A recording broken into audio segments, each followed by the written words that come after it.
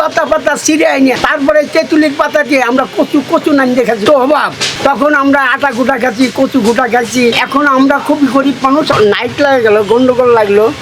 বেলোচি military army এলেন এবং গুকরা military army বেলোচি Punjab military আসলেন, মিজার সুবেদার কর্নাল এইসব আসলেন। যখন এখানে গুলাগুলি করতে লাগলো, মেশিন গান টমি গান এসএলআর এসএমজি দিয়ে আর ওই ট্রাঙ্কল দিয়ে ফায়ারিং করতে লাগলো। ফায়ারিং যখন করতে লাগলো আমাদের বাড়িঘর পুড়তে লাগলো।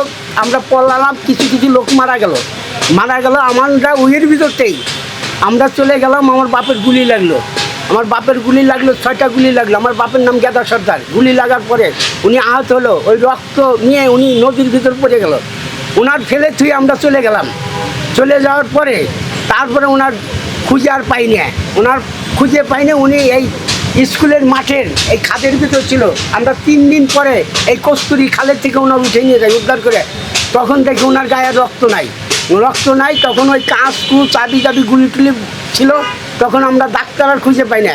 তখন কী করব, বরাট বাজার নিয়ে গেলাম। বরাট বাজারে ছোট একটা ডাক্তার, ওনার কাছে মেশিনপত্র নাই। উনি ওই খোঁজায় বাই করে ওই ব্যান্ডেজ করে কিছু ওষুধ লাগা দিল। তারপরে এই 8-9 মাস আমার বাপ ভুক লিপের লাগলো। আর হাত পাও আর ভালো হলো না। তারপরে বাইসে ছিল। স্বাধীনই পরে 20 বছর 22 বছর পরে আমার বাপ ইন্তেকাল হয়ে গেল। আমরা মুক্তিযোদ্ধার সন্তান না, মুক্তিযোদ্ধাও না, মুক্তিযোদ্ধার সন্তানও না। হ্যাঁ, এমনি আমার বাপের গুলি লাগছিল। তা এখন আমরা খুবই গরিব মানুষ। আমরা দুই ভাই ছিলাম। আমার বাপ লিভারের কাজ করতো। বাপ যখন মারা গেল আমরা অসহায় হয়ে গেলাম। আমরা কি খাবো? তখন আমরা খুব কষ্ট দুঃখ হয়ে মানুষ হলে পারে ওই লিভারের কাজ করতে লাগলাম। উনি লিভারের কাজ করে আমার সংসার চালাই। আমার বাপ মরে গেল, কিছুই রাখিয়ে যায়নি। তাই এখন আল্লাহ দিলে কাম করে এই চলতেছি, ফিরতেছি, খাইতেছি। এই আপনার সাথে নাকি যুদ্ধের সময় একটা দুর্ঘটনা ঘটছিল, অ্যাক্সিডেন্ট হয়েছিল, কেমন ছিল, কি হয়েছিল? ওটা হয়তো এইভাবেই অ্যাক্সিডেন্ট মানে দৌড় পড়ে যায়, বুঝলেন? মানে এক জায়গায় পলাইতে যাই, মানে গাছ ভাঙে ওই গুলি লাগছে, ওই গাছে গুলি লাগছে, ওই গাছ ভাঙে গিয়ে ওই পড়ছিল আমার পার, ওই ডালা ডুলে লাগিয়ে ওই এইসব ফাটি ফুটে যায়, পাও মাও কাটে যায়, বুঝলেন?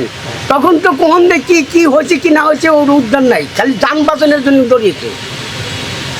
কখনই কাটছে কখনই ফাটছে, ওটার উদ্দেশ্য নাই। খালি যে এখান থেকে মুক্তি পাবো কি করে বাঁচতো, এইবারে দৌড় পাচ্ছি মা বোন নিয়ে। এছাড়াও কি আরো আশেপাশে কোনো ঘটনা ঘটছিল? হ্যাঁ, ঘটনা মেলা ঘটছে। বাড়িঘর পুরা দিচ্ছে মিলিটারি, তারপরে বহু লোক মারা গেছে।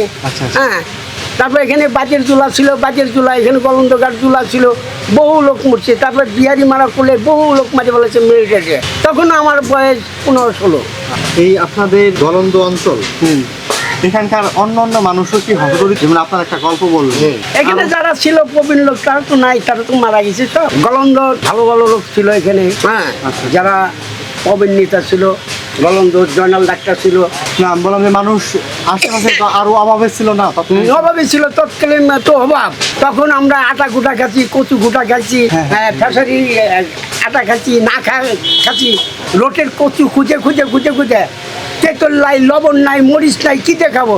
গাছের লতা পাতা ছিঁড়ে আইনি তারপরে তেঁতুলির পাতা দিয়ে আমরা কচু নাম দেখাচ্ছি। কচু মাঠেতে খুঁজে নিয়ে এসে কচু পাওয়া যায় নাই। খেসারি আটা কিনতে গেছি ভেজাল, লবণ কিনতে গেছি লবণের ভিতর বালি।